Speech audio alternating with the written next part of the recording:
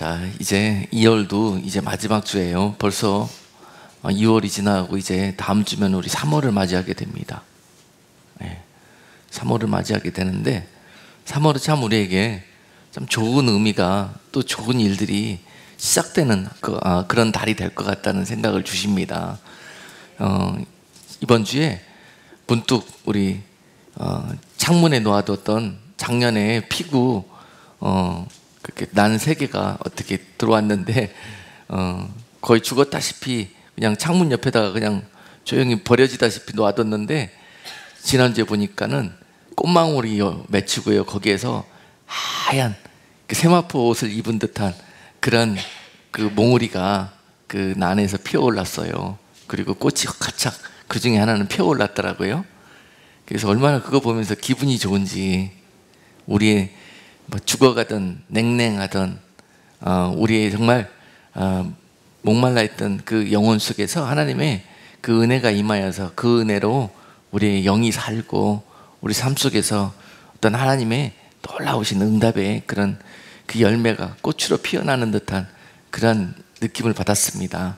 여러분 모두에게 3월이 소망차고 복되고 또 그런 모습으로 시작될 수 있도록 이 예배를 통해서 오늘 귀한 약속의 말씀을 함께 받아 누리기를 주님의 이름으로 축복합니다.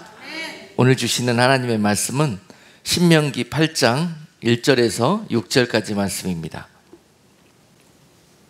함께 합독합니다. 내가 오늘날 명하는 모든 명령을 너희는 지켜 행하라. 그리하면 너희가 살고 번성하고 여호와께서 너희의 열조에게 맹세하신 땅에 들어가서 그것을 얻으리라. 내 하나님 여호와께서 이 40년 동안에 너로 광야의 길을 걷게 하신 것을 기억하라. 이는 너를 낮추시며 너를 시험하사 내 마음이 어떠한지 그 명령을 지키는지 아니 지키는지 알려 하심이라.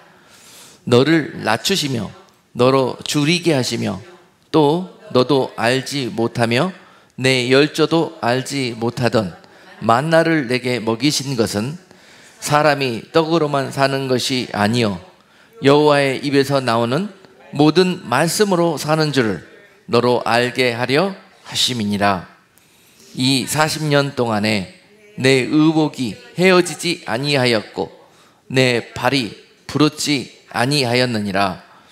너는 사람이 그 아들을 징계함 같이 내 하나님 여호와께서 너를 징계하는 줄 마음에 생각하고 내 하나님 여호와의 명령을 지켜 그 도를 행하며 그를 경외할지니라. 아멘. 오늘은 본문 말씀을 가지고 광야로 인도하신 하나님의 사랑이라는 제목으로 말씀을 증거하도록 하겠습니다. 광야로 인도하신 것은 하나님의 사랑이셨습니다. 하나님은 곧바로 우리를 만나주셔서 그냥 천국으로 바로 데리고 갈 수 있었는데요, 가나안으로 바로 데리고 갈 수 있었는데 하나님이 그 전에 우리로 광야를 통과하게 하셨던 것은 우리에게 은혜였고 축복이었고 하나님의 사랑이었다는 것을 오늘 본문 말씀을 통해서 깨닫게 되실 것입니다. 그동안에는 하나님이 왜 나를 광야에 두셨을까? 꼭 이곳을 통과해야만 했을까? 내 인생길에서 이 광야는요, 이 세상에 내 인생을 어떤 의미적으로 상징하고 있습니다. 내 인생에서 광야 그러면은 너무도 생명이 없고 황량하고 견디기 힘들고 피하고 싶은 그런 장소 아니겠습니까? 그런데 누구든지 우리네 인생에서 광야 같은 시간, 광야 같은 삶이 있기 마련입니다. 하나님께서 그런데 우리로 이 땅에 보내셔가지고 오아시스 같은, 천국 같은 날마다 기쁨만 있고 축복만 있고 행복만 있는 그런 시간에만 두시지 아니하시고 우리 인생에 희노애락을 두시면서 그때마다 하나님이 우리로 가르치고 또 우리로 훈련시키기 위한 하나님의 뜻이 계셨기 때문에 우리 인생을 그렇게 우리 원대로 인도하지 않고 하나님께서 그의 사랑으로 인도하셨다는 거예요. 그 표현이 바로 광야라는 것입니다. 그래서 우리네 인생에서 비로소 광야를 감사하게 될 때, 우리가 지나왔던 그 어렵고 힘들었던 그 시간들을 하나님 앞에 이것이 바로 하나님의 특별하신 사랑이었다는 그런 고백을 드리게 됐을 때 여러분의 인생은 바뀌게 될 것입니다. 망하게 될 인생에서 행복하고 진짜 영원히 복되게 되는 인생으로 변화해지는 놀라운 고백이 바로 이 고백에서부터 나오게 된다는 것입니다. 그래서 이제 다음 주면은 3월이 시작되는데 3월부터는 우리가 주일 오후에 성경 공부를 다시 시작하게 됩니다. 그래서 성경 공부를 시작하면서 여러 가지로 이제 하나님이 어떤 분이신가를 성경 안에서 우리가 구체적으로 배우게 될 거예요. 그러면서 이 사건도 구체적으로 많은 자료들과 지도들과 이런 것들을 놓고 배우게 될 한 과정 중에 하나입니다. 굉장히 성경에서 중요한 부분입니다. 지금 출애굽하고 광야를 통과하는 그 과정은요, 마치 우리네 인생을 하나님께서 구원해 내셔서 영원한 하나님의 백성으로 인도해 가시는 그런 과정을 예표하기 때문에요. 이 구원을 예표하기 때문에 굉장히 중요한 사건입니다. 그래서 자세히 공부해 봐야 되는데 오늘 먼저 이 말씀을 통해서 그런 시간들은 바로 하나님의 특별한 사랑이었다는 것, 그것을 먼저 알기를 원하십니다. 하나님이 바로 이스라엘 백성들을 출애굽시켜서요 가나안으로 들여보내실 수가 있었어요.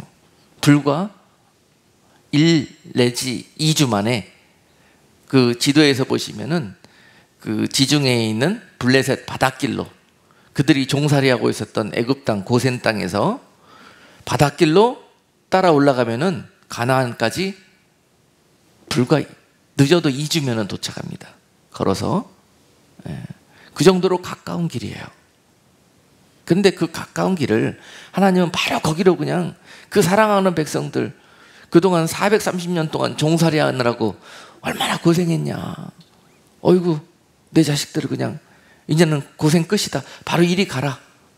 이렇게 하시지 아니하시고 그런 자녀들을 더 사랑하기 때문에 그렇게 2주면 들어가는 그 길을 40년이라는 더 아주 오랜 시간 동안에 당금질하시고 가르치시고 거기에서 근본적인 그 목적은 거기에서 가나안에 합당한 하나님의 백성들로 자격을 갖추는 시간들이었다는 거예요.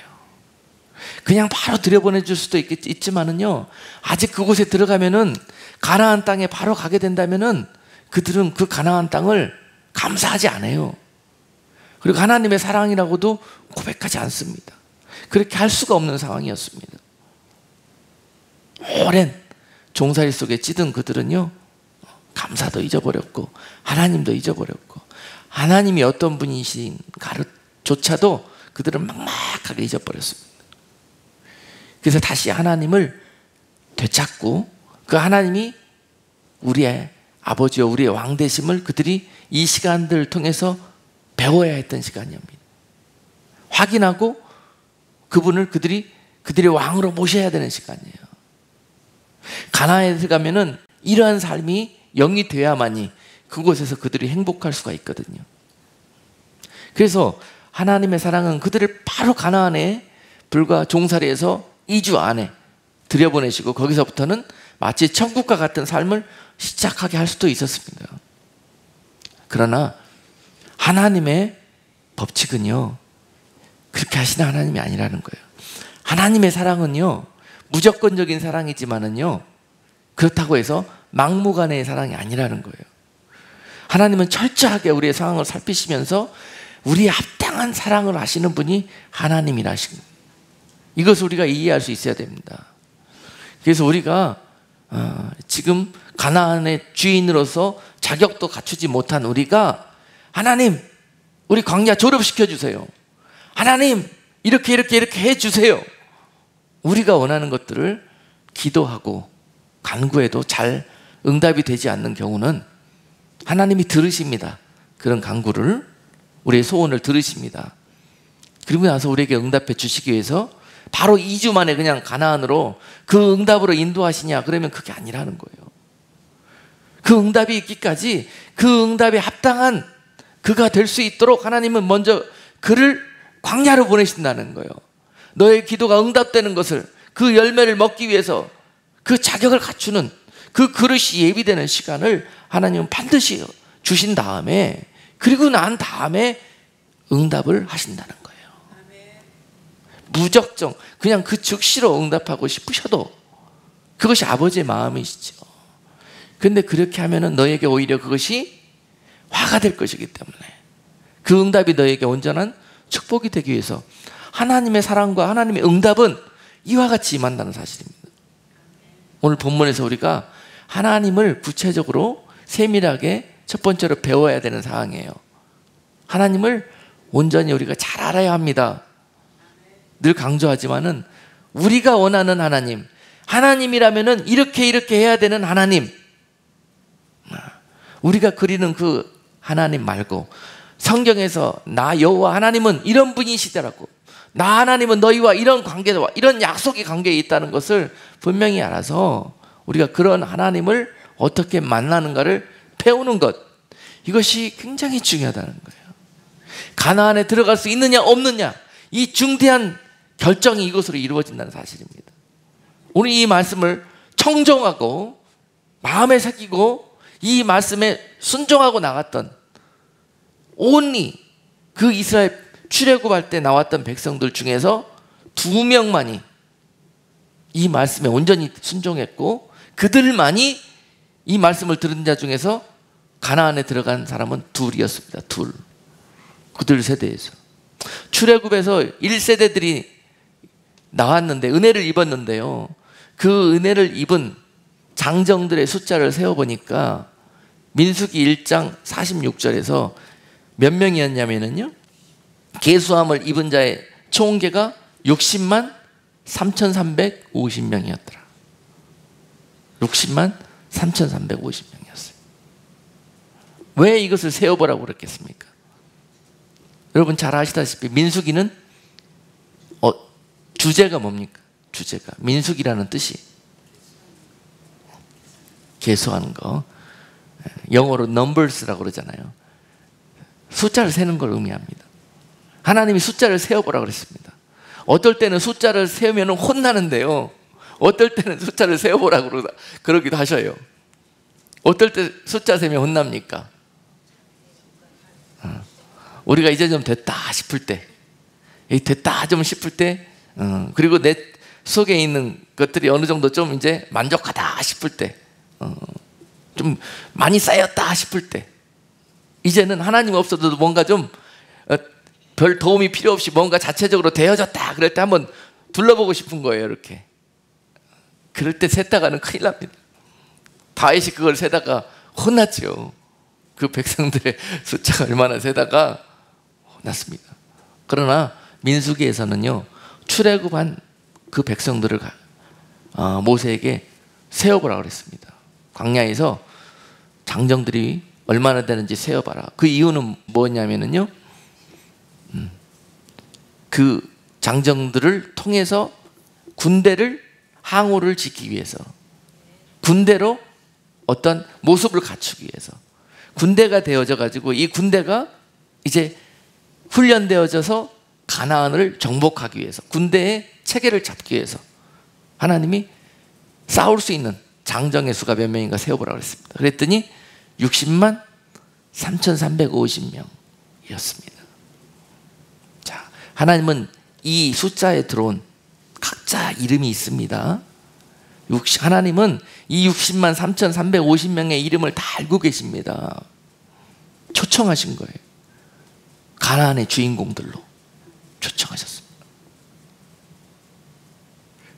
그런데요, 안타깝게도요, 나중에 다시 한번 민수기에서 그 백성들을 계수하는 사건이 2번이 나오는데요, 2번째 민수기 26장에서 다시 한번 모세에게 요단 앞에 모압 평지에서 그 백성들을 다시 계수하라고 합니다. 숫자를 세보라고 그러는 거예요.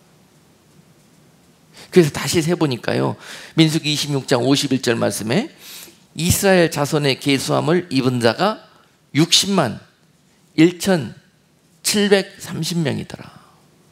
60만 1,730명이더라.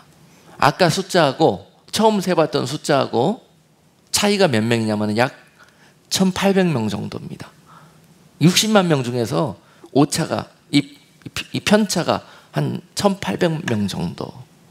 근데 두 번째 셌을 때 시기는 언제였냐면요, 처음 셌을 때보다 38년 후에, 이제 처음 셌을 때는 광야에서 뺑뺑이 돌기 훈련받고 교육받기 전에 숫자를 센 것이고요, 그 다음에 훈련받고 교육 38년 동안 받은 후에 가나안에 들어가기 직전에 그 숫자를 세봤더니 몇 명이었냐면은 60만 1,730명이었다는 거예요.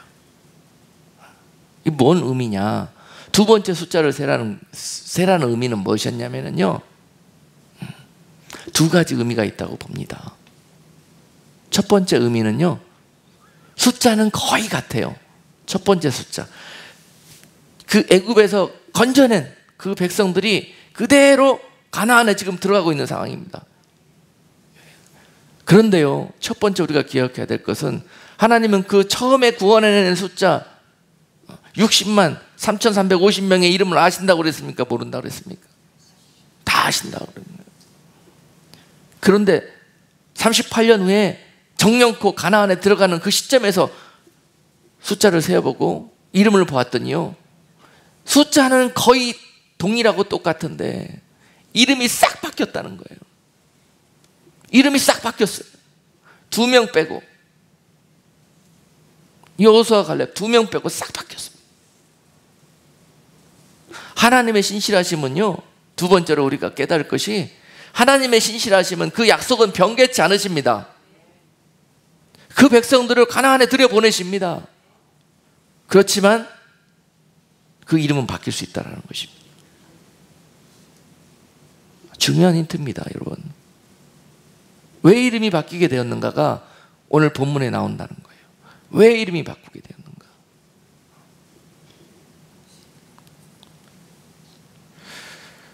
하나님은 이 광야 40년을 두신 이유가요, 첫 번째로 달아보기 위해서 그래요. 달아보시기 위해서. 자격이, 은혜 가운데 구원해 주셨지만은요, 애굽에서 건져낸 사건은요, 그건 은혜였습니다. 우리가 잘해서 된 거 하나도 없습니다. 전폭적인 하나님의 은혜였어요. 강권적으로 하나님이 건져내신 거예요. 종살이에서. 광야 같은 우리네 인생길에서 우리 예수 그리스도의 전적인 공로로 우리는 그 은혜로 그냥 건져냄을 받은 자들이에요. 구원을 입은 자들이란 말입니다. 우리 공로로 되어진 것이 없어요. 애굽에서 건져낸 사건은 우리에게 구원의 사건입니다. 구원의 사건. 우리 공로로 나온 것이 아니라 하나님이 그냥 건져내 주신 거예요. 건져내는 값을 누구를 지불하시고? 예수 그리스도를 지불하시고 건져내셨어요. 그렇지만 천국에 그냥 그 상태로 가는 게 아니라는 것입니다. 가나안은 의미적으로 천국을 의미합니다. 가나안은 애굽에서 나왔다 그래서 바로 가나안에 가는 것이 아니란 말입니다. 가나안에 합당한 자격, 천국에 합당한 시민으로서 조건을 갖춰야, 시민권을 가져야 갈 수 있다는 것입니다. 그래서 그 시민권을 준비하는 과정이 바로 광야라는 거예요. 그 자격을 갖추는 것이 바로 우리네 인생이라는 말입니다. 우리 인생 동안에, 광야 같은 동안에 하나님은 철저하게 우리로 시험하시고 달아보시고 훈련하시고 이 과정을 거치시면서 여기에 합당한 자를, 천국의 시민에 합당한 자를 천국으로 인도에 들어가신다는 것입니다. 많은 이스라엘 백성들이 이 사실을 경히 여기다가 오늘 그 이름이 지워졌다는 거예요. 그리고 다른 사람이 내 이름 자리에 들어갔다는 거예요. 이 놀라운 사실을 오늘 본문 말씀에서 보아야 합니다. 그 38년 후에 계수를 당한 대부분의 사람들은요, 누구였냐면은 출애굽 사건의 그 은혜를 입었던 사람들이 아니라 그들의 자손들, 2세들이었어요. 그들은 광야에서 태어난 사람들입니다. 광야에서 태어난 사람. 그래서 그들은요, 말씀도 잘 몰랐습니다. 잘 몰랐어요. 광야에서 배우면 뭘 배웠겠습니까? 그들은 할례도 받지 못했습니다. 광야에서 태어나서 할례도 못 받았어요. 지금 상태가 그렇습니다. 그런데 그들을 하나님은 계수했습니다. 개인적인 자격이 있어서 들어간 게 아니에요. 그것 또한 하나님의 은혜로 들어가는 겁니다. 그리고 하나님께서 요단강을 건너자마자 그 여호수아의 군대에게 뭘 명하셨습니까? 여호수아 5장에서 오자마자 길갈에 진치고 있는 그들에게, 여리고 전투를 앞두고 있는 그들에게, 그들이 이제 여리고 저 강력한 성을 어떻게 점령해야 됩니까? 하고 하나님 앞에 기도했을 때 너희는 할례를 행하라 그랬습니다. 여호수아에게. 그 의미가 무엇인지. 그런데 그 여호수아의 군대는 즉시로 순종했습니다. 그것은 굉장한 의미를 가져요. 순종의 세대라는 거예요. 그 세대는. 그 적군 앞에서 이 큰 싸움을 대치하고 있는데 할례를 행한다는 것은 내가 무장해제하겠다는 뜻입니다. 근데 하나님은 어떻게 싸워야 되냐고 물어봤더니 무장을 해제하라고 응답하신 거예요, 지금. 그런데 이 세대는 아멘 하나님 그렇게 하겠습니다. 그렇게 했던 거예요. 그런데 만약에 이 출애굽 1세대들이 이 명령을 받았다면요, 어떻게 했을 것 같아요? 바로 하나님 앞에 삿대질 했을 겁니다. 당신이 우리를 가나안까지 인도해가지고 우리를 죽이려고 또 광야에서 그러시더니 또 여기까지 와서 이러시냐고 또 불평했을 거예요. 하나님을 거역하고 멸시하고 그들은 그랬을 것입니다. 그래서 그들이 가나안에 들어갈 수 없는 거예요. 여러분, 너희가 나의 명령을 지키는지 아니 지키는지 이거를 달아보고 여기에 합격한 자들이 가나안에 들어가는 겁니다. 아주 중요한 구원의 비밀이 이 안에 담겨 있습니다. 여러분, 신학교 나왔다고 가나안 들어갈 줄 아십니까? 들어간 이 2세들은요 배우지도 못한 사람들이라니까. 그냥 귀로 그냥 행군하면서 몇 마디 들은 거 이거 전부예요. 그거 가지고도 갈 수 있어요, 여러분. 성경을 그냥 아무 행함 없이 그냥 연구만 해가지고 가나안 들려고 거룩해지려고 아닙니다. 하나를 알아도 그 하나 안 것 가지고 갈 수 있습니다. 예수만 알면 됩니다. 그냥 하나 알았으면 그 하나 가지고 생명의 열매를 맺어내는 거예요. 한 달란트 받았으면 그 한 달란트 가지고 생명을 맺어내면 가는 거고요. 2달란트 받았으면 2달란트 가지고 2달란트의 생명을 맺어내면 가는 겁니다. 꼭 5달란트 받아야 갑니까? 그렇지 않습니다. 많은 사람들이 근데 5달란트 받아야 가는 줄 알아요. 그리고 달란트 받는 일에만 힘써요. 근데 받은 달란트 가지고 어떻게 하느냐에 따라 갖고 그 주인공이 되느냐 안 되느냐 이것이 결정된다는 사실입니다. 그래서 이 40년의 의미는요 굉장히 중요한 의미를 가지고 있습니다. 기본적으로 우리 인생, 영적으로 봤을 때 인생, 우리 이 땅에서의 인생을 의미하는 것이고요. 그리고 그 시간들을 두셨다는 것은 하나님이 뭔가를 그 시간 동안에 보시는데요, 보시는 포인트가 있습니다. 보시는 포인트. 이스라엘 백성들에게는 이 40년이라는 숫자가 뭘 의미했냐면요, 첫 번째로는 징벌의 숫자였습니다. 징벌. 왜 그랬냐면요, 민수기 14장 33절에 이렇게 기록되어 있어요. 너희 자녀들은 너희의 패역한 죄를 지고 너희의 시체가 광야에서 소멸되기까지 40년을 광야에서 유리하는 자가 되리라. 너희가 그 땅을 탐지한 날 수 40일에 하루를 1년으로 환산하여 그 40년간 너희가 너희의 죄악을 질지니 너희가 나의 싫어버림을 알리라 하셨다 하라. 하나님이 모세에게 진노해가지고 이 말씀하십니다. 지금 민수기 14장은요 13장 뒤에 나오는 거죠. 13장에서 어떤 사건이 있었습니까? 정탐꾼 사건이 있습니다. 정탐꾼.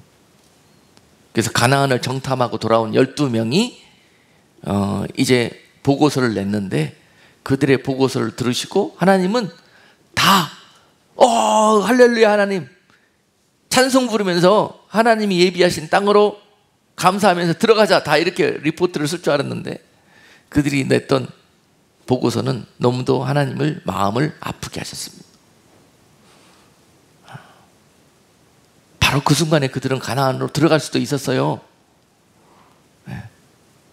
그 시점이 아마도 가데스 바네아에서 그들이 훈련과 교육을 급하게 1년 동안에 훈련과 교육을 다 마쳤어요. 시내산에서. 그리고 난 다음에 이제 가자 그러고 이 가데스 바네아에서 가자 그러고 왕의 대로를 타고 이 가나안으로 가도록 인도하시려고 그랬습니다. 그리고 먼저 정탐꾼을 보내서 확인해 본 거예요. 하나님은 시험 보십니다, 여러분. 중요한 일을 행하실 때는 반드시 달아보십니다. 거기서 그냥 가자 그러고 갔어도 되는데요, 이게 시험 보러 보는 이 12명을 보내가지고 시험 봤습니다. 그랬더니 답안지가요 엉터리예요, 엉터리. 1년 동안 공부시킨 거 낙제. 여러분, 시험 봐가지고 떨어지면 어떻게 되죠? 싸워가지고 전쟁에서 지면 어떻게 되죠? 그걸로 끝나는 게 아니에요. 참담한 결과가 눈앞에 옵니다. 시험 보면 무조건 합격해야 되고요, 전쟁하면 무조건 이겨요. 그들이 시험 봐가지고 떨어졌는데요, 어떤 이 죄값이 왔느냐, 하나님이 대노하셨습니다. 그래가지고 오늘 민수기 14장에서 모세에게 이 33절로 말씀하시는 거예요. 너희가 정탐하고 온 40일 그것을 1년으로 환산해서 곱해서 40년 동안 너희가 광야에서 유리방황하는 자처럼 죄값을 치르게 될 것이다 라는 거예요.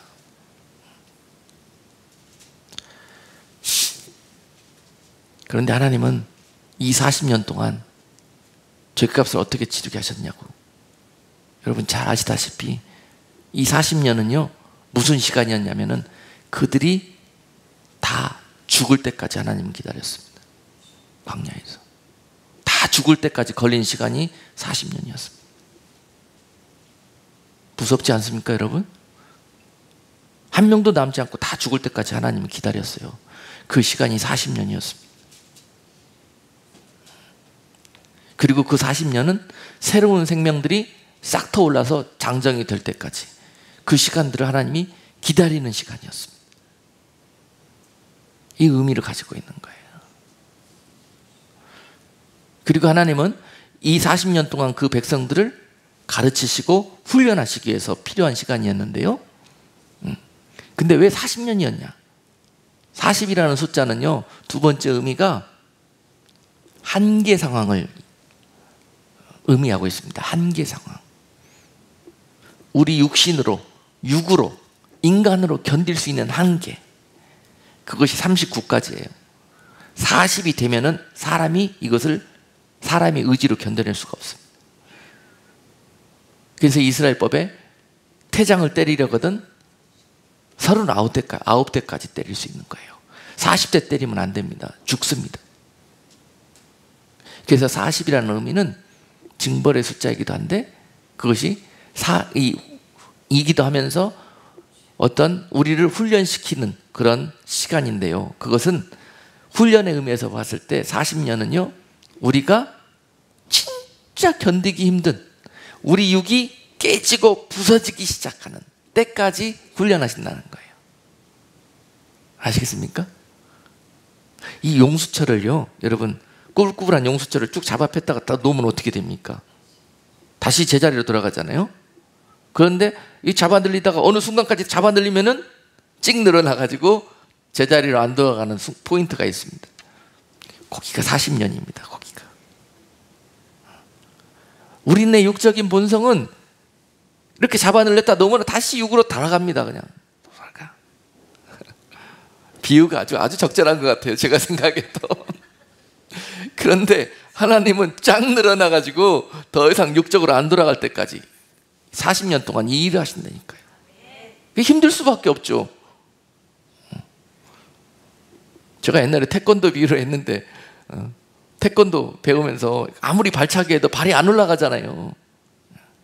근데 사범이 이제 보다 딱해가지고 놓고 잡아갖고 두 사람이 양다리 잡고 쫙 찢어버리잖아요.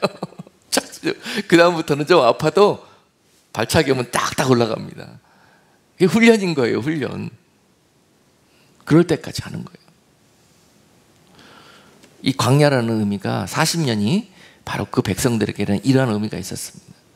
이렇게까지 훈련시켜서 그들의 육을 부시고 종살이의 습성을 부시고 이 세상에서 삶, 이 세상에서의 그들의 목적, 이 세상에서의 그들의 꿈, 이런 것들이 다 부셔지고 가나안의 소망으로 바뀌게 될 때까지 그들을 훈련시키는 거예요. 그게 40년 걸려요. 이 시간이 필요하기 때문에 바로 가나안으로 인도하시지 않고 훈련장으로 먼저 데리고 왔다는 거예요. 이제 이해가 되시죠? 그것이 광야 인생길로 인도하신 이 하나님의 목적이 하나님의 사랑이십니까? 아니십니까? 여러분, 이게 하나님의 사랑이세요. 하나님 우리를 축복해 주시기 이전에 축복에 합당한 그릇으로 먼저 만드시고 축복을 주신다니까요. 이렇지 않고 오는 축복같이 보여지는 것들은요, 저주입니다. 우리 인생을 망하게 하고 모래 광야 먼지 속에서 파묻어버리는, 그러기 위해서 주는 유혹이란 말입니다.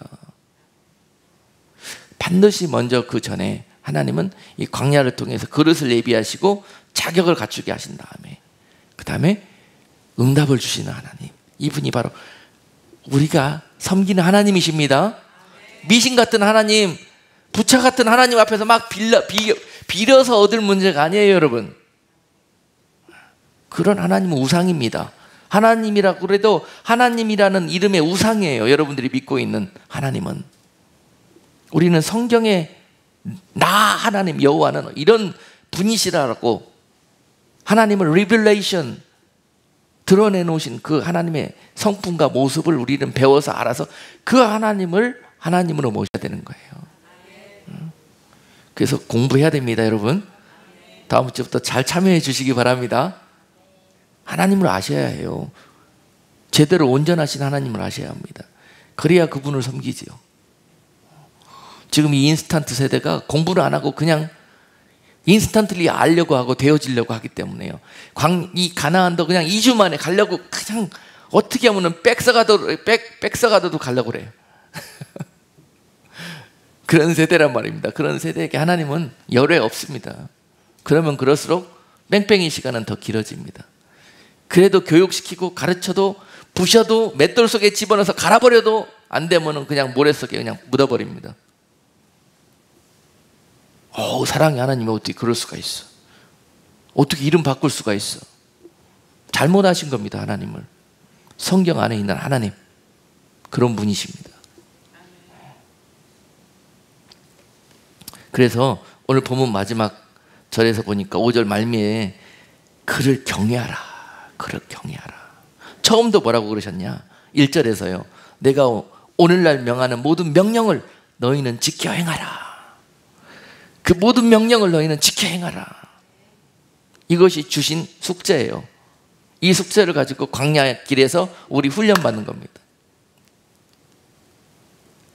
여러분, 우리 너무너무 잘 알아요, 이 말씀.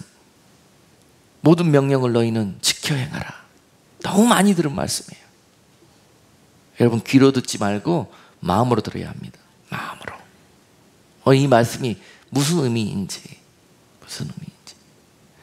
그리고 이 시험에 대한 여러분 답안지는 여러분 광야와 같은 삶 속에서 쓰시게 됩니다. 그때 답안지를 잘 쓰셔야 돼요. 저 광야의 1세대들처럼 그런 답안지 쓰시지 마시고 답안지 잘 쓰라고 하나님이 그들에게 은혜 베푸신 것이 얼마고 기다리신 것이 얼마고 오래 참으신 것이 얼마이십니까? 그런데도 불구하고 너희가 나를 거역했다, 나를 멸시했다. 하나님은 계속 민수기 14장에서 그렇게 말씀하시는 거예요. 그러고 난 다음에 최종 형벌을 너희가 40년 동안 유리방황하다가 너희는 그 땅에서 묻히게 될 것이다. 그러나 신실하신 나 여호와 하나님은 약속은 너희 자녀들의 세대를 통해서 내가 그 땅으로 인도하리라. 이분이 바로 하나님이십니다. 자, 그러므로 가나안으로 가기 전에 먼저 광야로 인도하신 하나님의 이유, 그것은 다시 거듭 강조하지만 가나안의 주인으로서 자격을 그 백성들에게 갖추기 위해서 그 시간들이 필요했고요. 그 시간들 동안에 하나님의 그 백성들을 향한 목적은 무엇이었냐? 무엇을 하려고 거기를 데리고 왔냐? 첫 번째가 교육, 두 번째가 훈련, 그리고 난 다음에 세 번째가 시험. 그래서 합격하면은 축복. 아시겠습니까? 네. 그냥 곧바로 약속의 응답, 축복 이렇게 가지 않고요. 그 전에 거기에 합당한 모습으로 교육, 훈련, 그리고 난 다음에 마지막에 시험을 본다는 거예요. 시험. 자, 이것이 우리의 구원의 과정의 예표라고 그랬습니다. 은혜로 우리의 영이 이 세상에서 예수 그리스도를 모르면서 살다가 이 세상은 애굽입니다. 애굽에서 종살이하는 것처럼 살던 그 백성들을 하나님이 때가 되면은 애굽시킨다니까요. 세상에서 건져내신다니까요. 그것이 출애굽, 구원입니다. 구원. 그리고 구원한 다음에 구원해 내긴 냈는데 그들이 자유를 얻었어요. 자유를 얻었는데 진정한 자유의 주인공이냐? 아니라는 거예요.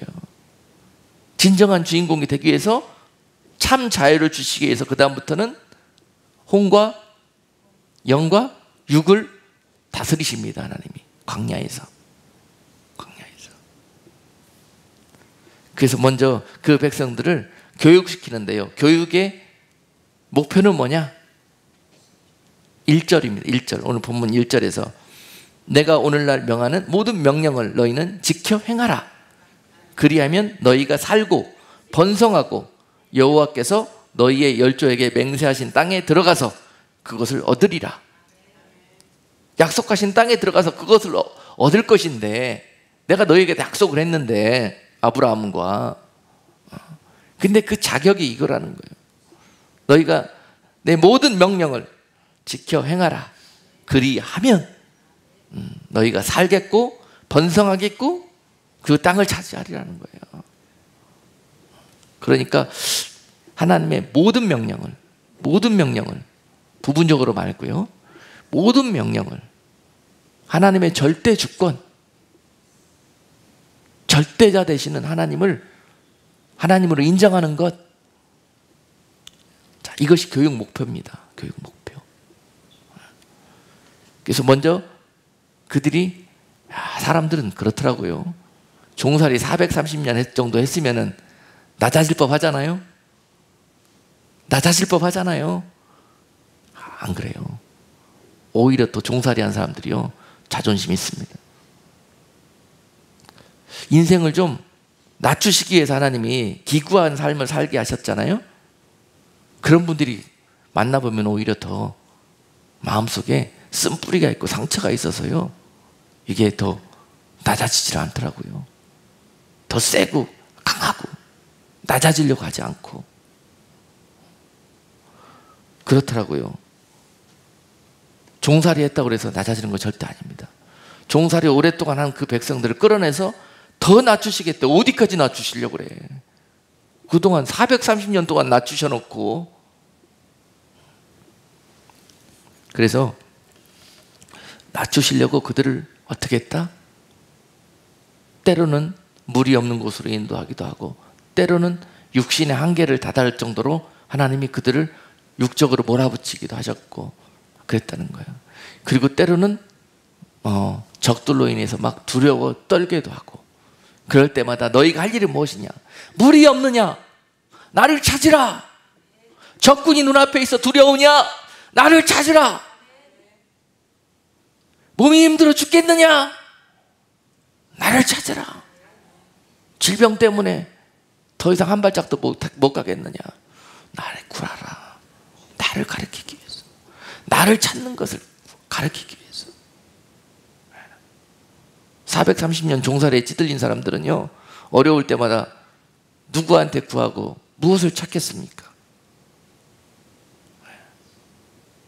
찌들려 있기 때문에요, 눌려 있기 때문에요, 하나님을 모릅니다. 그들은 하나님을 향해서 고개를 들 힘이 없습니다.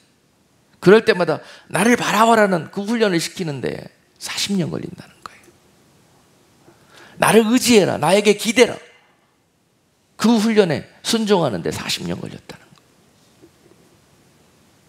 아니, 40년 걸린 게 아니라 40년 걸려도 안 됐지요. 그들은 안 됐지요. 2명밖에 그 훈련을 통과하지 못했지요. 이게 그렇게 힘든 일이에요. 그렇게. 우리 인생 중에 온전하게 하나님께 이럴 때마다 기대고 의지한다는 것이, 믿고 신뢰한다는 것이 이렇게 힘든 일입니다. 그래서 그걸 가르치기 위해서 먼저 하나님은 낮추시기도 하시고 줄이시게 하는 거예요. 배고프냐? 나에게 구하라는 거예요. 배고프냐?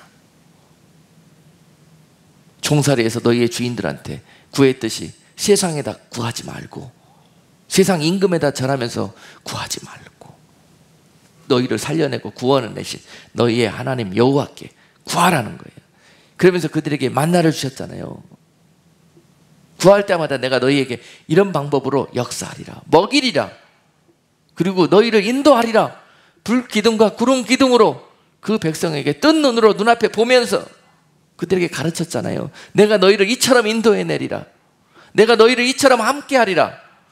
내가 낮에는 구름 기둥으로, 밤에는 불 기둥으로 너희와 함께하면서 너희가 추울 때 내가 너희를 따뜻한 품으로 안아줄 것이고, 너희가 더워서 힘들어서 한 발짝도 못 걸을 때 내가 구름 기둥으로 너희에게 그늘을 만들어 줄 것이다.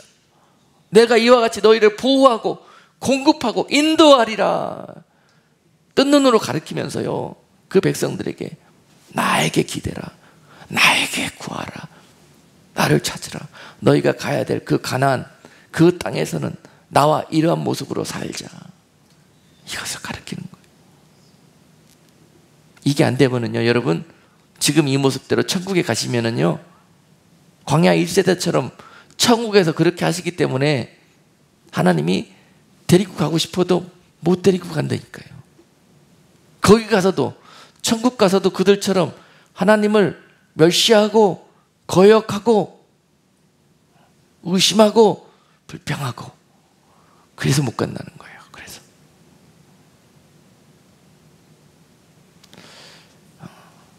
그래서 이런 것들을 사랑의 하나님은 친히 가르치시고 세밀하게 인도해 가시면서 만들어서 데리고 가신다는 거예요. 이것이 하나님의 사랑이십니다. 하나님의 사랑. 그래서 결국은 교육을 받고 난 다음에 그들을 통해서 기대하시는 하나님의 목표는 뭐냐면요, 3절 후반부에서 사람이 떡으로만 사는 것이 아니요 여호와의 입에서 나오는 모든 말씀으로 사는 줄을 너로 알게 하려 하심이니라. 뭘 가르치기 위해서?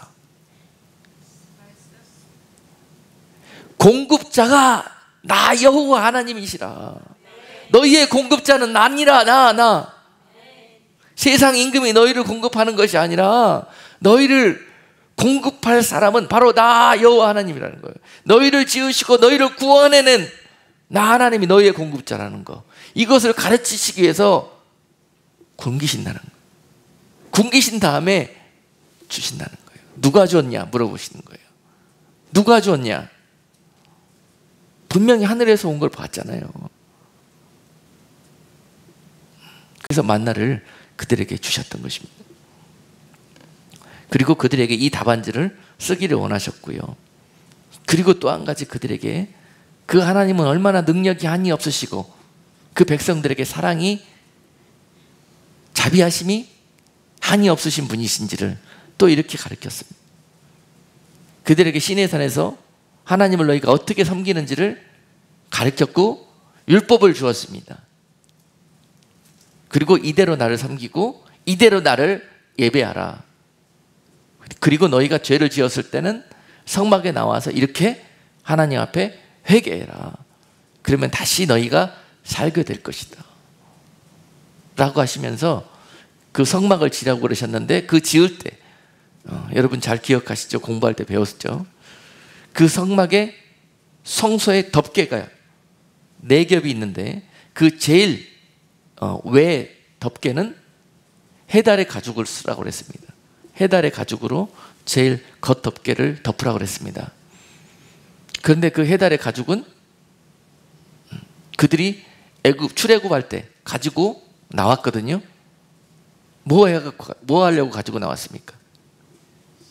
그 해달의 가죽을 가지고 옷도 했고 신발도 지어서 그 뜨거운 모래먼지, 모래밭, 그 광야를, 사막을 건너려고. 신발 없이 어떻게 걸어갈 수 있습니까, 그곳을? 그래서 해달의 가죽을 짊어지고 나왔는데, 이제 하나님이 성막을 지으라 그러면서 백성들에게 성막을 지을 테니 너희가 가지고 있는 물질들을 다 가지고 와라, 하나님께 바쳐라 그랬더니요, 이 백성들이 너무너무 좋아가지고 자원하는 마음으로 갖다 이것저것 다 바쳤는데, 이 성막을 짓고도 남을 만한 자원들이 모이게 됐습니다. 그 중에 그들이 바친 이 물품들 중에 하나가 해달의 가죽이었어요. 근데 그들이 이 해달의 가죽을 드리게 되었을 때는 어떤 의미였냐? 그들이 이 광야의 추위 속에서 이 해달의 가죽으로 옷 입어야 이 추위를 견딜 수 있죠. 이 해달의 가죽으로 신발을 지어 신어야 뜨거운 낮에 모래밭을 걸어갈 수가 있지요. 여러분 같으면 바치고 싶겠습니까? 안 바치고 싶겠습니까? 사막에서 이것은 생명줄입니다. 여러분, 이 광야 같은 인생길에서 여러분 뭐가 생명입니까? 뭐 있어야 살고 뭐 있어야 안전합니까? 사막을 건너갈 수가 있다고 생각합니까? 네? 돈이지요, 돈. 돈 없으면 이 세상에서 죽은 목숨이고, 돈 없으면 아무것도 할 수 없고, 그런 의미예요. 가져와라 그랬더니요, 이 사람들이 갑자기 정신없이 그냥 막 갖다 바쳤습니다. 돌아서 가지고, 어이구, 이 마지막 신발인데 이거 다 바쳐버렸으니 이거 어떻게 하냐, 이거. 이 신발 헤어지면 어떻게 하냐? 이 옷 헤어지면 나 이거 어떻게 하냐? 이 사람들에게 이 생각 들었을까요, 안 들었을까요? 드릴 때 이 생각 들었을까요, 안 들었을까요? 안 들었으니까 바쳤죠. 근데 이 광야에서 다 모래밭에 묻힌 이 광야 1세대들이 그 정도는 됐어요. 그렇다면 그분들이 지금 내 모습보다는 낫습니까? 못합니까?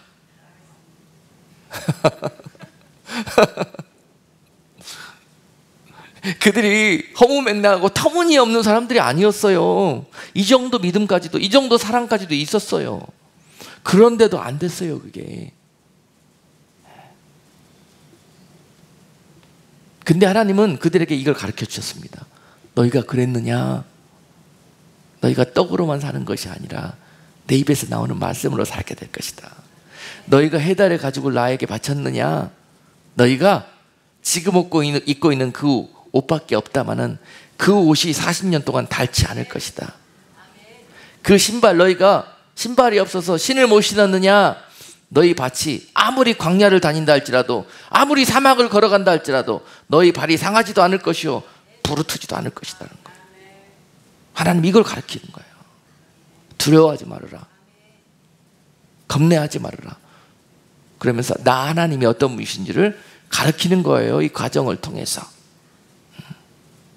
교육시키셨습니다. 40년 동안 이렇게 그 백성을. 그리고 나서 가나안에 가면은 나랑 그렇게 살자 그랬어요. 그리고 난 다음에 시험을 봤습니다. 시험 문제가 뭐라고 그랬죠? 시험 문제는 1절에 나오죠. 1절에 뭐라고요? 오늘날 내가 명하는 모든 명령을 너희가 지켜 행하는지 아니하는지. 이게 시험 문제였어요. 지켜 행하는지 아니하는지. 그래서 그 시험 문제에 대한 답은 뭐였냐? 답은 두 가지를 그들이 썼어야 됐습니다. 두 가지. 처음에 그들이 써야 될 답은 뭐였냐면은 마음의 중심. 하나님은요, 겉모습 안 보고 그들의 마음의 중심 봅니다. 중심. 이 답안지를 썼어야 돼요. 겉으로 뭐뭐 이렇게 하는 체하고 포장하고 하는 이런 거, 하나님은 우리 속을 보셔요. 속. 중심이 어떠하는지 보는 거예요. 중심 속에 뭐가 어떠하는지. 너희가 겉으로는 하는 체 하는 것 같다마는 너희가 진짜로 믿어져서 하는지, 너희가 진짜로 내가 의지가 되어서 나에게 기대는지 본다는 거예요. 중심이 나에게 기대고 중심이 나를 믿는지를 본다는 거예요. 이게 구원의 조건입니다. 믿음. 여러분, 하나님이 이렇게 섬세하고 이렇게 세밀하게 가나안으로 인도하셔요. 에? 근데 많은 사람들이 죽기 직전에 한번 나 예수님 믿어요 한마디 고백하고 가나안 들어가려고 그럽니다. 저는 그렇지 않다고 생각합니다. 말씀에 의거해 볼 때, 하나님은 이 립 서비스 보지 않습니다. 네 마음의 중심이 진짜로 나를 믿는지 안 믿는지를 본다는 거예요. 그 죽기 직전에 한마디 믿습니다 한마디 했지만은요, 그가 진짜로 믿는지 안 믿는지, 진짜로 믿어서 믿습니다 했으면 간다는 거죠. 그렇지만 그냥 남들이 옆에 있는 사람이 어머니 빨리 죽기 전에, 눈 감기 전에 하세요 해가지고 믿습니다 해갖고 갈 수 있는 게 아니라는 거예요. 아시겠습니까? 하늘나라는 이렇게 엉터리가 아니에요, 여러분. 요새 여기 믿음을 가르치는 것들이 얼마나 비성경적인지 모릅니다. 너무 신비롭고 성경적이지 않는 것들로 마치 그것이 구원인 것처럼 그렇게 가르치는 부분들이 너무 많지만요, 우리는 성경대로 믿어야 됩니다. 그렇게 가르쳐야 돼요.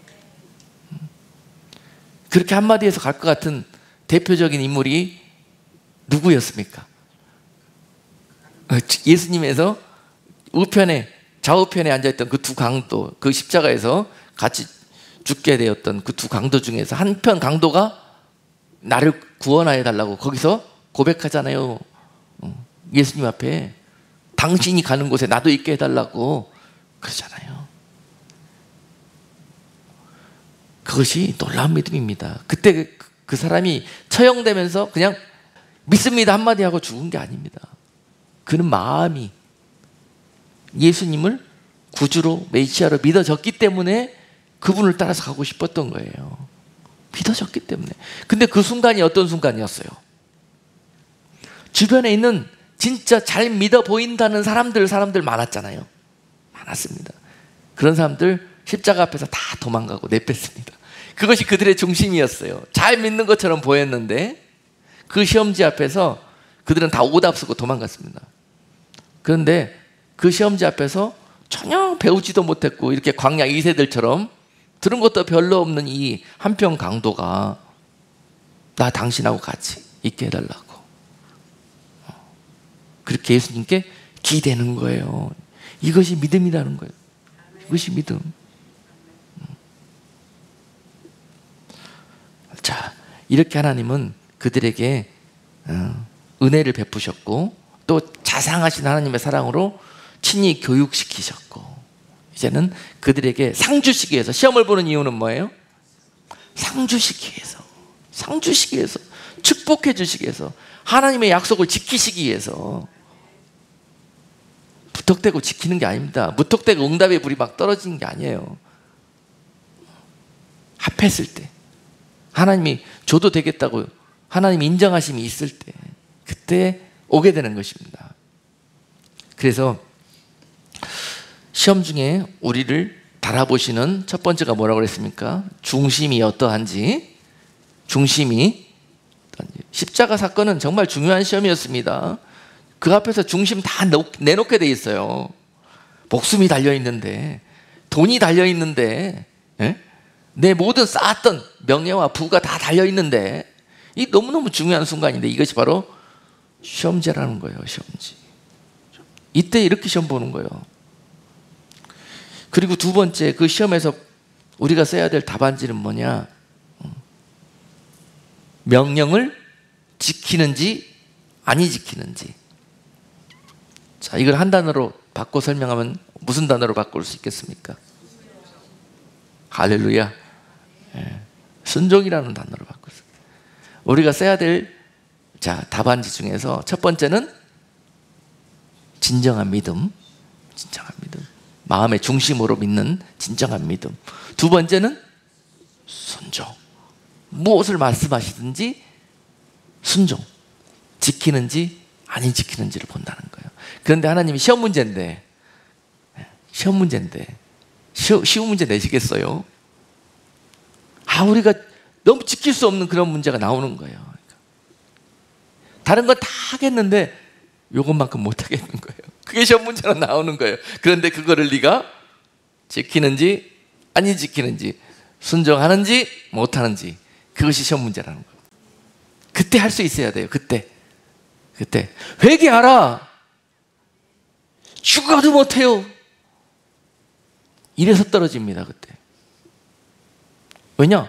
내가 잘했는데요. 왜 나한테 회개하라고 그래요? 해준 거 뭐 있다고요? 하나님한테.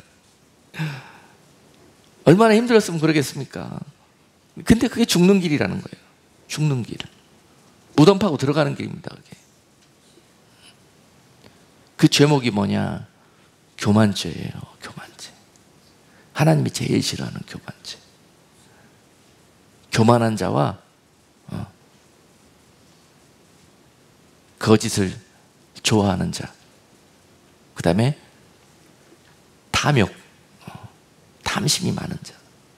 대표적으로 이 광야 40년 동안에 묻힐 사람들의 대표입니다.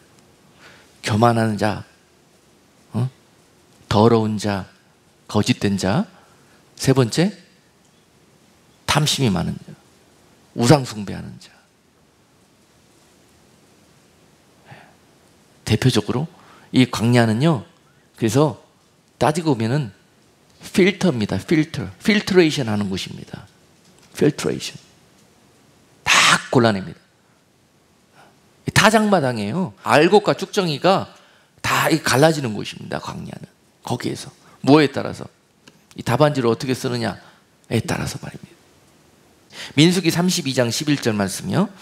애굽에서 나온 자들의 20세 이상으로는 한 사람도 내가 아브라함과 이삭과 야곱에게 맹세한 땅을 정령이 보지 못하리니 이는 그들이 나를 온전히 순종치 아니하였음이라.